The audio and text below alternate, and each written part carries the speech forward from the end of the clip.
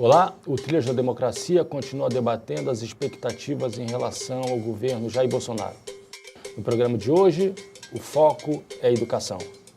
Os nossos convidados são Paulo Rubens Santiago, ex-deputado federal, integrante da Comissão de Educação e professor da Universidade Federal de Pernambuco. E Heleno Araújo, ex-presidente do Sintep e atual presidente da Confederação Nacional de Trabalhadores em Educação. Bom, a primeira pergunta que eu faria a vocês tendo em vista a nomeação de Marcos Pontes para o Ministério da Ciência e Tecnologia e para o Ministério da Educação do professor, filósofo colombiano Ricardo Vélez, o que pode se esperar em relação à universidade pública e ao ensino fundamental, médio? Paulo. Bem, independente da nomeação do ministro da Ciência e Tecnologia e do Ricardo para o Ministério da Educação, nós já temos uma pauta. Nós aprovamos há 4 anos o Plano Nacional de Educação e 4 anos antes, lá atrás, em 2010, já havíamos aprovado o Plano Nacional de Pós-Graduação.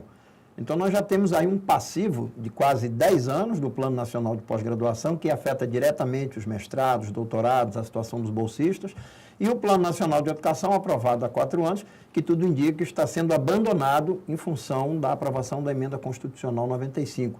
Então, nós temos que iniciar 2019 retomando as lutas pela pauta do Plano Nacional de Pós-Graduação nos próximos 2 anos e pela retomada da pauta do Plano Nacional de Educação. Significa que temos que enfrentar e lutar para revogar a Emenda Constitucional 95, quaisquer que sejam os ministros ou da Educação ou da Ciência e Tecnologia no governo de Bolsonaro.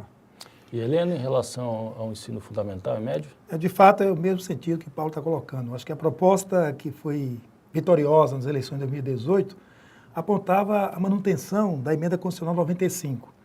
Essa emenda é desastrosa para as políticas sociais e para a educação. A perspectiva é que até 2036, a cada ano, vai se reduzindo os investimentos em educação. Isso contraria tudo isso que nós conquistamos num processo amplo de mobilização desde a realização das conferências nacionais de educação básica em 2007 e 2008. Emendamos com a Conferência Nacional de Educação 2010 e 2014, conquistando um Plano Nacional de Educação que afirmamos que tem a nossa marca, as nossas reivindicações históricas, tanto com relação ao direito ao acesso à educação, do ensino fundamental, do ensino médio e para a educação infantil, bem como as 4 metas destinadas à valorização dos profissionais da educação, que tratam de formação, do piso salarial e da perspectiva da carreira desses profissionais. Então, tudo isso está ameaçado, com esse novo governo que aí começa, em janeiro de 2019. E a reação é essa que o Paulo está colocando, é resgatar o que nós construímos nesse período. O Plano Nacional de Educação em 2014 a 2024 está em vigor, precisa ser implementado e vamos mobilizar e lutar pela sua implementação para evitar que o governo eleito aplique aquilo que ele prometeu e falou durante as eleições. Vocês não se sentem assustados com as declarações feitas por ambos os ministros de que, além do combate ao inimigo externo, seria necessário, aliás, seria uma pauta necessária do novo Ministério da Ciência e Tecnologia e do Ministério da Educação, o combate ao inimigo interno, ou seja, expressões típicas da doutrina de segurança nacional? Como é que o profissional do ensino, seja na universidade, seja no ensino fundamental e médio, lida com essa situação? Olha, Marcos, a primeira declaração que eu ouvi nesse sentido me fez lembrar exatamente da afinada ideologia da segurança nacional. O inimigo não está fora, não é uma nação externa, não é um exército externo, mas o inimigo está interno. Seriam os comunistas, os socialistas, os democratas radicais. E é evidente que isso vai acontecer na medida em que eles querem calar aquele espaço da sociedade que é conhecido mundialmente como um espaço de produção de conhecimento, como um espaço de análise, de reflexão, que são as escolas públicas, as universidades, a pesquisa, a pós-graduação. O Brasil avançou muito nesses últimos 20 anos do ponto de vista da expansão do acesso à universidade. Dos quase, eu diria, 2.800 programas de pós-graduação, nós temos ainda muito concentrados no Sul e no Sudeste a maior parte dos cursos de mestrado e doutorado. O Plano Nacional de Pós-Graduação, portanto, ele propunha uma expansão de forma mais igualitária para o Centro-Oeste, para a Amazônia, para o Norte, para o interior do Nordeste. E é claro que quando você pensa em uma universidade, você está pensando a graduação, a pós-graduação, a extensão e você está pensando a produção de conhecimento. E óbvio que para esse governo, que se elegeu em cima de uma máquina montada de propagação de notícias falsas, da distorção das informações, não interessa você ter em todo o território nacional universidades, a graduação, a formação de profissionais e também na educação básica. Não interessa sequer que se cumpra a Constituição. E aí há um detalhe muito importante. Tudo isso que vem sendo dito, desde a declaração de que é preciso combater o inimigo interno, até essa sucessão de propostas de lei nos estados e municípios, criando a chamada escola sem partido, isso tudo está absolutamente contrário ao texto da Constituição de 1988, que prevê, entre outras prerrogativas e princípios, autonomia pedagógica do professor, liberdade de ensinar e aprender e pluralidade das concepções pedagógicas. Ora, basta você olhar para a Constituição que não tem como aprovar em nenhum lugar escola sem partido. Então, nós temos que manter essas conquistas, lutarmos por elas nas escolas, nas universidades, juntarmos a educação básica e a educação superior, para que a gente possa recuperar o que foi conquistado e barrar, óbvio, toda a tentativa de retrocesso, toda a tentativa fascista de retroagirmos ao período da ditadura, quando nós não tínhamos liberdade de cátedra, quando nós não tínhamos liberdade de organização, quando nós não tínhamos liberdade, inclusive, de atuação como docente na educação básica e no ensino superior. Heleno, há pouco tempo eu participei de uma mesa redonda na Universidade Federal de Pernambuco e, num certo momento, a organizadora se aproximou de mim para perguntar: você conhece aquela pessoa que está tirando aquelas fotos? Eu disse: não, mas qual é a tua preocupação? Não, porque a preocupação, a minha preocupação, e é uma preocupação que vai se tornando cada vez maior, é de agentes infiltrados que utilizem essas imagens como prova. O evento era um evento que debatia os 200 anos de Marx, e a resposta que eu dei foi essa, né? Se preocupar com o quê, já que todos os nossos dados e informações se encontram hoje circulando livremente. Livremente. Como é que as bases do sindicato de professores se manifestam acerca disso? Olha, nós temos uma responsabilidade muito grande nesse momento histórico do Brasil. O Paulo veio da educação básica, organizou o sindicato há 40 anos atrás, fez umas greves grandes naquele período, foi demitido pelo governo biônico de Marco Maciel e passou pelo Congresso Nacional, membro da Comissão de Educação, e nos ajudou a ter um Plano Nacional de Educação que nós hoje defendemos e queremos que ele seja implementado. Eu dou esse exemplo para dizer que nós não podemos recuar, nem desistir, nem ficar com medo do que está acontecendo. Para a classe trabalhadora, sempre foi assim. Sempre tivemos conquistas depois de muitas mortes, muitas lutas, muitas mobilizações. Então não temos que temer, não temos que ficar paralisado com o que está acontecendo. É mobilizar cada vez mais a categoria e mostrar que nós temos condições, mais uma vez, de combater o que está acontecendo aí, o que está por vir. Porque o que foi prometido, nós não vamos permitir que seja concretizado. Mas se for, vamos fazer o enfrentamento necessário e na altura que for preciso. Para isso, nós já reunimos a nossa confederação, agora em novembro, já temos um calendário com eixos definidos, com ações definidas, e desde o 24 de janeiro já vamos estar aí com mobilizações intensas nesse país. Então é importante fazer isso para que a gente assuma essa responsabilidade social que temos como trabalhadores e trabalhadoras em educação. E, Paulo, qual é a situação dos institutos federais que tiveram uma expansão incrível durante os anos de governo do Partido dos Trabalhadores? Essa situação... Eu tenho conversado com alguns professores que se encontram, que são professores de nível superior, né, nos institutos, e que se encontram muito assustados, muito apreensivos em relação à possibilidade de um enxugamento desses institutos. Em primeiro lugar, foi muito importante a opção do governo do presidente Lula de oferecer para o Brasil esquecido a possibilidade da formação de nível superior, formação técnica profissional. Eu participei de várias votações em que o governo propunha a criação de cargos de docentes, de servidores técnico-administrativos. Sempre houve reação de bancadas do Sul, do Sudeste, São Paulo, Paraná, Santa Catarina, porque diziam que aquilo era um inchaço do Estado, era um Estado hipertrofiado. E nós perguntávamos: você sabe onde fica Currais Novas? Você sabe onde fica Patos, na Paraíba? Você sabe onde fica Camusim, no Ceará? Aquelas cidades que receberam as unidades dos institutos, óbvio, tinham necessidade de ter cargos de professores, servidores técnico-administrativos. Então, quando você expande os institutos federais de educação e também novos campos de universidades em todo o interior do Brasil, sobretudo em Pernambuco e no Nordeste, você tem um custo. E esse custo precisa ser assumido com o financiamento pleno da educação. O que acontece? A gente criou duas vinculações para a educação com a contribuição do governo federal. 18% da Receita Federal de Impostos e criamos 10% do PIB para a educação no Plano Nacional de Educação. Ora, se você cresce a receita, proporcionalmente você investe mais na manutenção e desenvolvimento do ensino. Se a economia vai bem e se o PIB cresce, 10% do PIB também significa um aporte maior de volume de recursos. Só que os dois vínculos desaparecem quando você vê prevalecer a Emenda Constitucional 95, que aí a expansão do gasto de um ano em relação ao ano seguinte tem que acompanhar a inflação do ano anterior. Então, se a receita cresce e o PIB cresce, não interessa. Você fica amarrado à inflação do ano anterior. Ora, como é que você vai manter uma imensa estrutura de institutos federais de educação? Como é que você vai manter novas universidades abertas, como aqui em Pernambuco, de Recife até Petrolina? O Estado está coalhado de universidades e institutos federais de educação, se você tem uma emenda constitucional que impõe uma regressão na aplicação de recursos. Aí a gente volta para o ponto comum entre a educação básica e a educação superior. Qual é? A revogação da Emenda Constitucional 95. O enfrentamento das políticas de austeridade e de ajuste fiscal, porque elas são todas uma grande fraude do ponto de vista da estabilidade do orçamento. A maior parcela que desequilibra a receita e a despesa não é a despesa de pessoal, não é o gasto previdenciário, onde o Tesouro, às vezes, pode contribuir com uma pequena parcela. O que mais desequilibra a receita e a despesa pública federal é a despesa financeira, os gastos com juros e amortização da dívida pública. E essa é uma parte intocável nas políticas econômicas de muitos anos.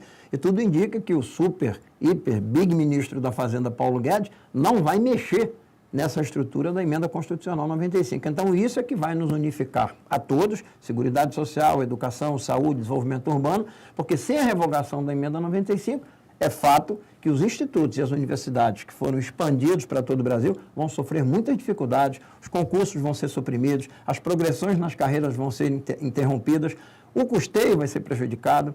Não é esse o modelo que nós queremos para um país com tantas carências, sobretudo na educação básica e na educação superior. Heleno, qual é a situação do ensino de sociologia, filosofia e da educação sexual no ensino médio?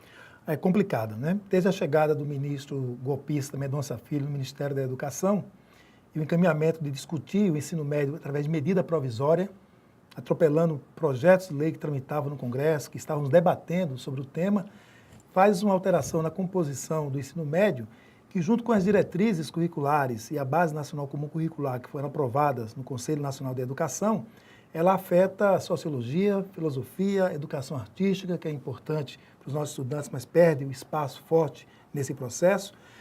Na próprio debate, a discussão da base, o ministro golpista já tinha adiantado para o grupo conservador que toda a questão de gênero, da diversidade, da orientação sexual não ia compor o processo da base que foi aprovada, e uma base que, além de tirar disciplinas importantes para a formação dos nossos estudantes, ela exclui quem está hoje matriculado e não dá nenhuma perspectiva de colocar dentro da escola mais de 1.700.000 pessoas de 15 a 17 anos que deveriam estar no ensino médio conforme a própria Constituição, que foi alterada em 2009, e o Plano Nacional de Educação, que apontava até 2016 essa universalização. Então, são medidas que foram tomadas que, além de prejudicar a formação cidadã dos nossos estudantes, exclui os nossos estudantes do ensino médio pelo Brasil afora. Então, isso é um desastre completo que foi feito pela medida provisória, que se transformou em lei, e o que foi aprovado no Conselho Nacional de Educação com a Base Nacional Comum Curricular e as diretrizes de carreira para o ensino médio. Paulo, há pouco tempo, o grande filósofo do bolsonarismo, Olavo de Carvalho, deu uma entrevista à Folha de São Paulo, e quando perguntado sobre a educação sexual, depois dos tradicionais palavrões, ele costuma citar, ele fez uma referência que eu acho que é central no pensamento do liberalismo conservador, que é de que o Estado não pode interferir na discussão dos valores que devem ser trabalhados, na verdade, no ambiente familiar.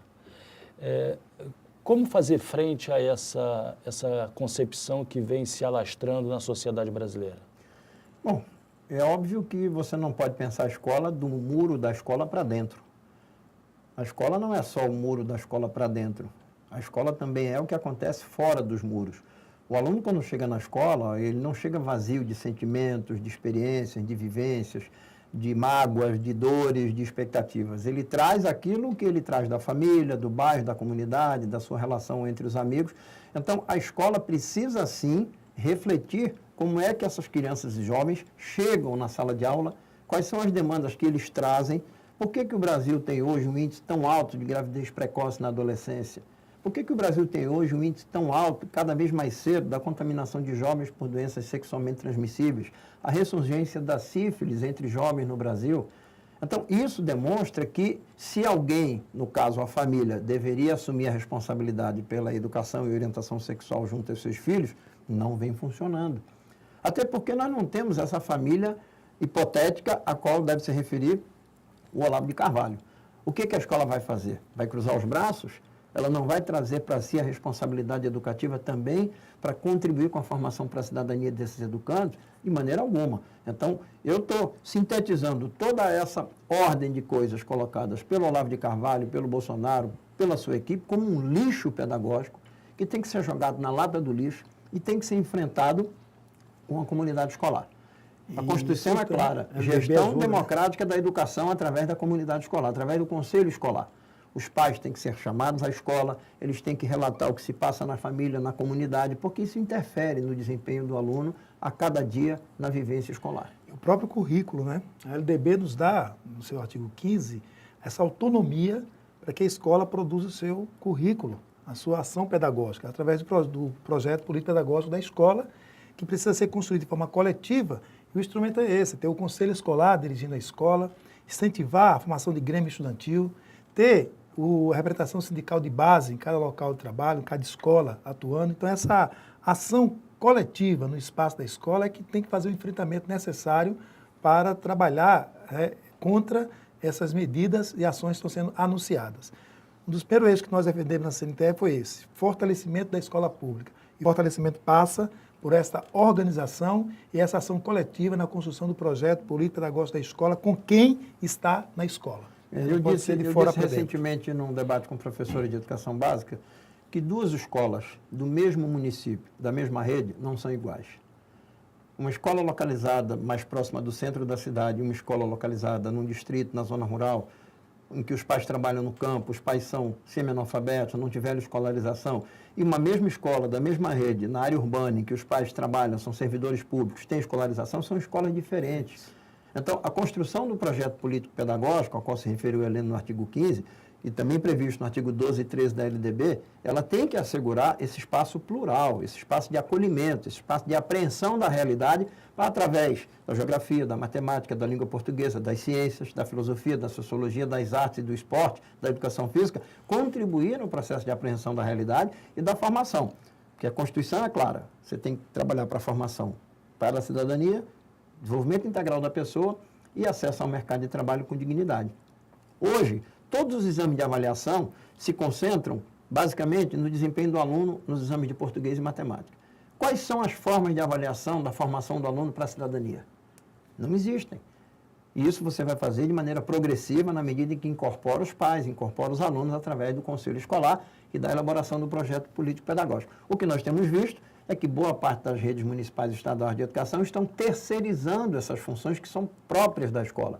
Então, você contrata consultorias, você faz convênio com institutos filantrópicos. O Brasil está cheio de institutos filantrópicos. Instituto Ayrton Senna, pacotes prontos, Instituto Alfa e Beta, Instituto Natura, Itaú Social, Instituto Falcone. Esses grupos privados, que se dizem filantrópicos, invadiram o espaço pedagógico das redes, sobretudo nas redes municipais, e subtraíram, surrupiaram da comunidade escolar a liberdade de construir o projeto político-pedagógico. Isso é muito ruim, porque traz da esfera privada para a esfera pública valores, princípios, conceitos, e não se aplicam à vida pública e não tem resposta para os desafios da vida pública na escola. E por falar dessa relação entre a esfera privada e a esfera pública, o que pode se esperar do fortalecimento da bancada da Bíblia, da bancada evangélica na próxima legislatura, em relação a projetos de transformação do ensino religioso numa acepção confessional, ou seja, não ecumênica dentro de um Estado laico? Vamos também enfrentar esse debate, né? A bancada evangélica conservadora aumentou no Congresso Nacional e a bancada dos empresários também. Então, você tem um Congresso de ricos que tem a interferência forte. É o Congresso mais rico da história da democracia brasileira. com essas fundações, esse trabalho que já existe por dentro das associações, a Undime leva muito para isso, o CONSED, que é o Conselho de Secretários Estaduais, leva essas fundações privadas lá para dentro, que tem uma relação muito forte com aquilo que ele define no Congresso Nacional, na perspectiva das políticas. A Base Nacional Comum Curricular, por exemplo, ela teve um movimento pela base, que são todos grupos de empresários para poder aprovar uma base que nós estamos aqui, vai privatizar a educação básica, ensino fundamental e ensino médio. Então, junto com a privatização, a mercantilização que temos da educação básica, vamos enfrentar também um debate das questões morais, que vão estar fortes nesse processo de enfrentamento, que vai ser duro, Congresso conservador que vamos enfrentar a partir de 2019. E, Paulo, em relação à proposta que parece ter sido aventada do orçamento livre por parte do núcleo duro da economia liderado pelo Paulo Guedes, qual será o impacto disso no ensino público? Bom, em primeiro lugar, a gente tem que ter cuidado com o vocábulo, né?